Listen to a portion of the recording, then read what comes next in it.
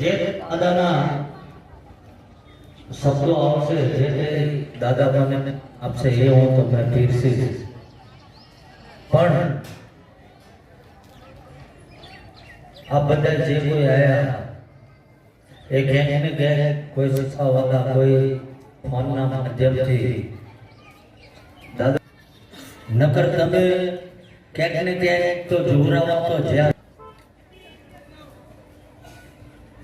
આપણે કોકના ઉપર ડિપેન્ડ કરીએ છીએ, કોકના ઉપર રાહ જોઈ બેસીએ. ડિપેન્ડ એટલે રાહ જોઈ બેસીએ કે ફલાણી જગ્યાએ હું જઈ મારું હાથ દી આપશે. ધીમે ધીમે અંધશ્રદ્ધા તરફ જતા રહીએ આપણે. સમજાય? પાછળ પ્રસાદી લીધી ને, આ તો જેટલું જમ્યા છો એટલો તો હોંકારો પૂરજો.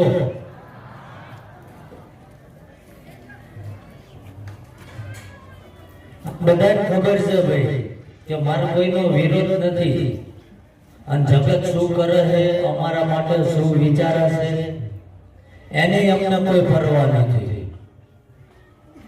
કેમ કે અમને જે અમારા દાદાએ શીખવાડ્યું છે અને લોકોને રિઝલ્ટ મળ્યું છે ને, ત્યારે આટલા દર્શનાર્થીઓ આવે છે. ખોટું વાત તો ક્યારનું બંધ થઈ ગયું હોય. એટલે પેલું કહે છે સમુદ્ર મંથન થયું તો એમાંથી ઘણું નીકળ્યું હતું, અમૃત નીકળ્યું હતું, હોનું રૂપું નીકળ્યું હતું, અને હારે હારે જ્યારે નીકળ્યું હતું. એમાં આજે જગત છે 2 લાખ આપણા તો 5000 અમારા વિરોધ છે, પણ એનેથી અમને કઈ ફેર પડતો કેમ? અંતે મેં અમારા પરમાત્મા હમો જોઈએ, અને જો એ રાજી હોય તો અમે દિવસ દરમિયાન કોઈનું ખરાબ નથી કર્યું, એ ફાઇનલ છે.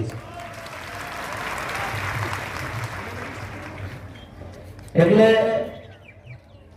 હરેક માણસ આવે આમ કરી આપો, અમને આમ કરી આપો, કોઈનાથી કશું થતું નથી ભાઈ. આ નક્કી કરી લીધું ક્યારે, અને હું તમને સીધી દિશામાં લઈ જઉં છું કે જે આપણે માર્ગ ભટકી ગયા છે. હું કોઈનો વિરોધ નથી કરતો, પણ હરેક બાજુ જાઓ ને એટલે 2 રસ્તા હોય, તમારે કયો પકડવો એ તમે નક્કી કરજો. આ ના મજા આવે તો ઘડાઈ મંદિર છે એ જજો.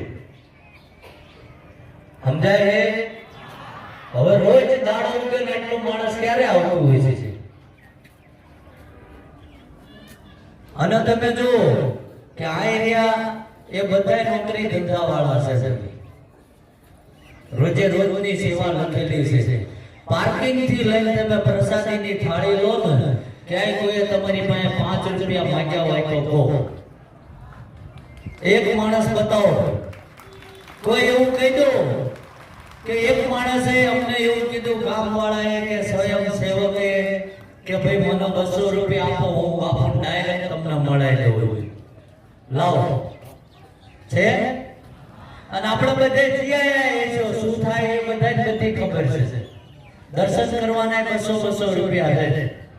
સાહેબ નથી છે તો ભગવાન એની પાસે જવાના કોઈ દાડો પૈસા માંગે ખરો? તો મૂર્ખ કોણ છે? હા, આટલું બધું આ તમને 2 કલાકથી સમજાવવામાં આવે છે. પ્રસાદી લઈ લીધી હોય તો બેહી જજો. હવે જો આપણું કામ છે એ આપણે જાતે ના કરીએ તો વારંવાર સૂચના આપવી પડે, તો અમે આ બધું 7 વર્ષથી કરીએ છીએ. અમને કેટલો કંટાળો આવતો હોય છે. તમે દિવસ ઉગે અને 30-40 હજાર માણસો બદલાતું રહ્યા છે, અમે અહીંયા એ છીએ. કોક આયે મારી પાસે ફળો લાભો કરે, હું બહુ દુખી છું. અમારે હમણાં આ બીમારી છે નથી પડતી, તો શું થશે? જો ખરેખર મારા બોલવાથી બધાનું ભલું થઈ જતું હોય તો હું તમને જાહેરમાં કહી દઉં, તમારું બધાનું કલ્યાણ થાય. થઈ જશે.